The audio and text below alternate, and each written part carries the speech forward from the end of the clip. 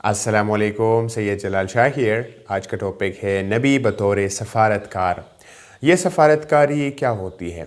अगर मैं आपको बताऊं, पाकिस्तान एक मुल्क है और दुनिया में और भी ममालिक है। तो पाकिस्तान और ममालिकों के साथ जो ताल्लुक़ रखता है, इंडिया के साथ, अमेरिका के साथ, यूरोपियन ममालिक के साथ, चाइना के साथ, जो ताल्लुक़ात जो रिलेशन रखता है उसको फ़ॉरेन रिलेशन कहते हैं, उसको सफ़ारतकारी कहते हैं। अच्छा, ये सफ़ारतकारी क्यों ज़रूरी होती है? पाकिस्तान क्यों दूसरे ममालिकों के साथ ताल्लुकात बनाना चाहता है? तो पाकिस्तान के अपने मकासद होते हैं, इकनॉमिक मकासद होते हैं, इनके पॉलिटिकल मकासद होते हैं, यानी कि ट्रेड करते हैं। तो अगर पाकिस्तान का चाइना के साथ अच्छा ताल्लुकात हो, इंडिया के साथ अच्छा ताल्लुकात हो, तो पाकिस्तान जो है अपने ट्रेड को बढ़ाता है। इसी तरीके से अगर आपकी कोई आइडियोलॉजी है तो वो भी आप किसी दूसरे को पहुंचा सकते हैं। तो इसी तरीके से ये डिप्लोमेसी इनको कहती है कि प्रॉफिट ने अपनी ज़िंदगी में इस्लाम को बढ़ाने के लिए, इस्लाम को गुलबा देने के लिए, इस्लाम की तबलीग करने के लिए ये जो सफ़ारतकारी है, इनके टैक्टिक्स का भी यूज़ किया अपने लाइफ में। वो पर्पस जो था वो इस्लाम को यूनिवर्सलाइज करना था। तो उन्होंने अपने ज़िंदगी में दूसरे ममालिकों के बादशाहों के साथ ताल्लुकात भी अच्छा करना चाहा, उनके लिए इक़दामात की, ख़ुद भी सफ़ारतकारी की, यानी कि ख़ुद भी गया और कुछ पैक्ट्स जो होते हैं, मुआहिदे होते हैं, वो भी कायम कर दिए। ये सब जो है ये सफ़ारतकारी में आते हैं। अच्छा, जो प्रॉफिट है उनको प्रॉफिट हुड मिलने से पहले भी सफ़ारतकारी के कुछ मुआहिदों में उन्होंने हिस्सा लिया था। उसमें सबसे पहला जो है वो हुल्फुल फ़ुज़ूल है। फ़ुज़ूल यानी कि अफ़ज़ल तरीन। ये हुल्फुल फ़ुज़ूल मुआहिदा ऐसा हुआ था कि कुरैश मक्का इकट्ठे हो गए और इन्होंने मुआहिदा कर दिया कि अगर फ़ौरन से कोई आता है, यानी कि बाहर से कोई आता है और वो मज़लूम होता है, तो उनकी हम मदद करेंगे, अगर वो जो भी हो, अगर वो गरीब हो, मालदार हो, जो भी हो, लेकिन अगर वो फ़ौरन से आया हुआ है तो हम उसकी मदद करेंगे। अच्छा, ये जो हुल्फुल फ़ुज़ूल है ये इसलिए इनकी ज़रूरत पेश आई कि फ़ौरन से कोई बंदा आया हुआ था और उन्होंने एक चीज़ जो है वो मक्के के एक फ़र्द पर भेजी थी। तो फिर वो मक्के का फ़र्द जो था वो उनको पैसे नहीं दे रहा था। तो उन्होंने सबसे चीख चीख कर कहा कि ए मक्का वालों, मेरे साथ जुल्म हुआ है, इस बंदे ने मुझसे पैसे जो है वो लूट लिए हैं, अब माल लिया है, पैसे नहीं देते। तो इसी पर ये सब मक्का वाले इकट्ठे हो गए और ये साइन किया, ये एक मुआहिदा किया। तो उसमें प्रॉफिट भी शरीक था। अच्छा, ये सवाल उठता है कि ये हुल्फुल फ़ुज़ूल जो है ये कैसी सफ़ारतकारी है? तो अगर आपको पता है, डिप्लोमेसी ऐसी होती है कि आपका कोई फ़ौरन का बंदा आता है यहाँ पर तो आप उनकी प्रोटेक्शन करते हो। एक मुल्क की ये ज़िम्मेदारी होती है कि वो फ़ौरन से बंदा आता है तो उनकी प्रोटेक्शन करता है। तो ये एक सफ़ारतकारी इसलिए हुई। दूसरा जो डिप्लोमेसी थी वो हिजरत हबशा थी, यानी जो मुसलमान थे उन्होंने पहली जो हिजरत की वो हबशा की तरफ की। तो प्रॉफिट ने हबशा के बादशाह को ख़त लिखा कि मेरे ये मेहमान आ रहे हैं and I am the profit, और आप इनके ख़याल रख के, इनकी जो इंसानी हुकूक है इनके ख़याल रख के और इनको पनाह दे। तो नजाशी जो हबशा का बादशाह था, उन्होंने वो प्रॉफिट की जो बात है वो मान ली और उनको पनाह दिया। उनके जो प्रॉफिट की कंपेनियंस थे, आई थिंक 70 थे, तो उस पे पहली सफ़ारतकारी में ये कामयाब हो गए प्रॉफिट। दूसरा जो टैक्टिक था सफ़ारतकारी का वो है बैत उक़बा। उक़बा मक्का में एक पहाड़ है, इनके ऊपर एक मुआहिदा हुआ था यसरब से, जो कि बाद में उनको मदीना कहा गया। यसरब से कुछ लोग आए थे और हज करने के लिए। तो मदीना इस्लाम से पहले भी हज होता रहता था। तो वहाँ पर जो ज़ायरीन आए थे, हाजी आए थे, उनको प्रॉफिट ने उक़बा के जो पहाड़ है उन पर बुला लिया और उनको दावत दी इस्लाम की, और उन्होंने इस्लाम कबूल कर लिया। और फिर वो लोग वापस यसरब गए और उन्होंने वहाँ तबलीग की। और फिर 12 नबवी को, यानी कि 2 साल बाद, एक बड़ा मजमा वफ़द प्रॉफिट के पास आया और उक़बा के मुकाम पर इनके साथ एक मुआहिदा कर लिया गया प्रॉफिट ने कि मैं आपके साथ यसरब जा रहा हूँ اور میری آپ اس طریقے سے حفاظت کریں گے جس طریقے سے آپ کرتے ہیں، تو وہاں پہ انہوں نے ایکٹ کر لیا، انہوں نے معاہدہ کر دیا کہ جی بالکل ہم آپ کی ویسی ہی حفاظت کریں گے جیسے ہم اپنے آپ کے لیے کرتے ہیں۔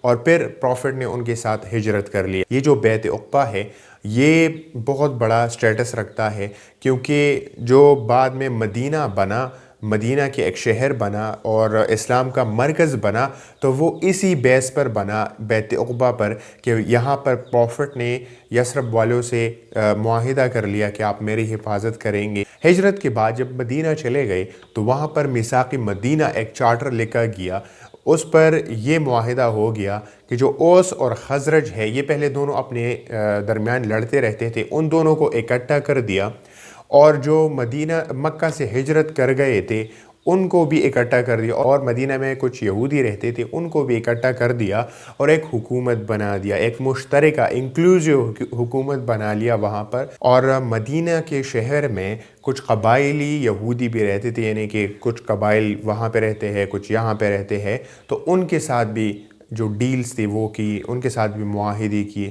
کہ اگر کوئی باہر سے کوئی جنگ کرنے کے لیے آئے گا تو ہم ایک ہی مطلب یونائٹڈ ہو کر کے لڑیں گے۔ اور ایک دفعہ پروفٹ جو ہے وہ مکہ کے لیے جا رہا تھا، اور وہ عمرہ کرنے کے لیے جا رہا تھا، ان کے پاس کمپینینز بھی تھے اور بڑی تعداد میں وہ مکہ جا رہے تھے۔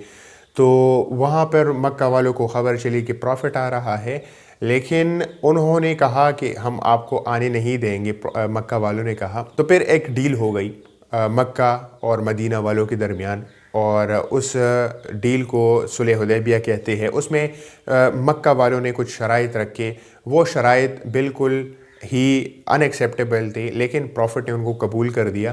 اس میں یہ تھا کہ آپ اس سال حج نہیں کریں گے، اور اگلے سال جو ہے وہ عمرہ کریں گے، عمرہ کرنے کے لیے آپ آ جائے۔ اور اس میں یہ بھی تھا کہ جنگ بندی تھی، سیز فائر تھا، کہ اب ہم جو ہے جنگ نہیں کریں گے۔ تو اس صلح حدیبیہ سے پروفٹ نے یہ کام کر دیا کہ مکہ والوں کا جو مدینہ والوں پر پریشر تھا یہ کم کر دیا، اور بالکل ذہنی طور پر آزاد ہو گئے یہ جو مسلمز تھے۔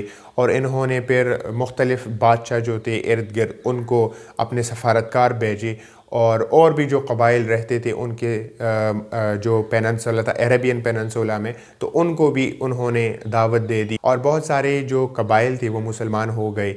اسی طریقے سے یہ سفارتکاری اس طریقے سے ہوتی ہے، تو بہت سارے جو ان کی جو نمبرز تھی مسلمانوں کو، تو یہ بہت بڑھ گئی، اور یہ سفارتکاری یہ صلح حدیبیہ کی وجہ سے ہو گئی تھی، کیونکہ مکہ والوں کے ساتھ انہوں نے جنگ بندی کر دی تھی۔ اور پروفٹ جو ہے مختلف حکمرانوں کو بھی اپنے الچی اس کو کہتے ہیں بھیجے تھے، ڈپلومیٹس، اور ان کو خطوط لکھی ہوئی تھی۔ اس میں ہے کہ بیزنٹینیم کے شہنشاہ ہیراکلیٹس، ان کو بھی بھیجا ہوا تھا ایک اپنا بندہ، اور اسلام کی دعوت کرنے کے لیے، اور ان کو سورٹ آف نیوٹرلائز کرنے کے لیے۔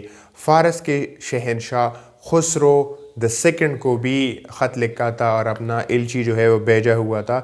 حبشہ کے جو بادشاہ ہے جس کو نیگس کہتے ہیں، ان کو بھی اپنا الچی بھیجا ہوا تھا، اپنی جو لیٹرز تھے وہ بھیجے ہوئے تھے، اور پروفٹ کے ساتھ ایک مہر بھی ہوتا تھا جس پر اللہ رسول محمد لکھا ہوتا تھا۔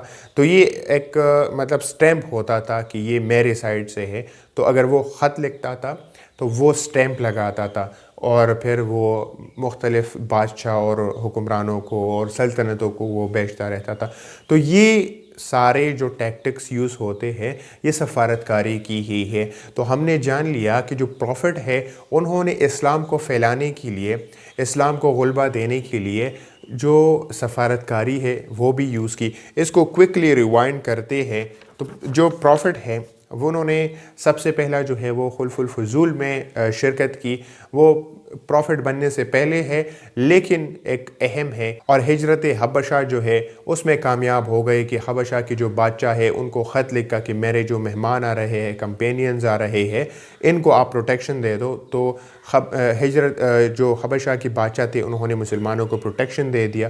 بیعت عقبہ یعنی کہ یثرب سے جو لوگ آئے ہوئے تھے ان کے ساتھ پیکٹ کیا، ان کے ساتھ پیس ڈیل کیا، یعنی کہ ان کو جو پروٹیکشن تھی ان سے مانگ لیا اور انہوں نے وہ قبول کر دیا۔ اس کے بیس پر انہوں نے پروفٹ نے پھر ہجرت کیا۔ جب ہجرت کیا تو وہاں پر انہوں نے میثاق مدینہ ایک چارٹر ہے وہ لکھ لیا اور ایک حکومت انکلوزیو حکومت بنا لیا۔ جو اوس اور خزرج تھے پہلے اپنے ایک دوسرے کے ساتھ لڑتے رہتے تھے، ان کو اکٹھا کر دیا، ان کے ساتھ جو ہے وہ مہاجرین کو اکٹھا کر دیا، یہودیوں کو اکٹھا کر دیا، اور جو یہودی رہتے تھے قبائلی ان کے ساتھ ڈیل کیا کہ جو بھی کوئی ہم پر آئے گا تو ہم اکٹھا لڑیں گے۔ تو یہ سارے سفارتکاری کے ٹیکٹکس ہے۔ اس کے بعد صلح حدیبیہ، یعنی کہ جو پروفٹ عمرہ کرنے کے لیے جا رہا تھا تو وہاں پر مکہ والوں نے ان کو روک دیا کہ آپ نہیں آ سکتے۔ وہاں پر ایک ڈیل ہو گیا کہ آپ اس سال نہیں اگلے سال آئیں گے۔ اس ڈیل میں اور بھی باتیں تھیں، لیکن اور ایک بات یہ بھی تھی کہ ہم جنگ نہیں کریں گے، جنگ بندی ہو گئی۔ تو مکہ کا جو پریشر تھا مدینہ پر وہ ختم ہو گیا، اور اس سے یہ فائدہ مسلمانوں کو ہو گیا کہ انہوں نے سفارتکاری کو بڑھا دیا، اور جو عربین پیننسولا پر اور بھی قبائل رہتے تھے ان کو اسلام کا دعوت دے دیا اور ان کو اپنے ساتھ کروا دیا، اور جو ممالک تھے ان کی طرف اپنی ایلچی بھیجے، ڈپلومیٹس بھیجے، اپنے خطوط بھیجے، ان کو اسلام کی دعوت دی۔ انہوں نے بہت سارے انہیں قبول بھی کر لیا۔ سو آئی ہوپ آپ کو سمجھ آ گیا ہوگا کہ نبی جو ہے ان کے کیا کیا ٹیکٹکس تھے بطور سفارتکاری کی، بطور ڈپلومیسی کی، بطور فورن ریلیشن، اس کے بارے میں۔ So that was it for today and see you, bye.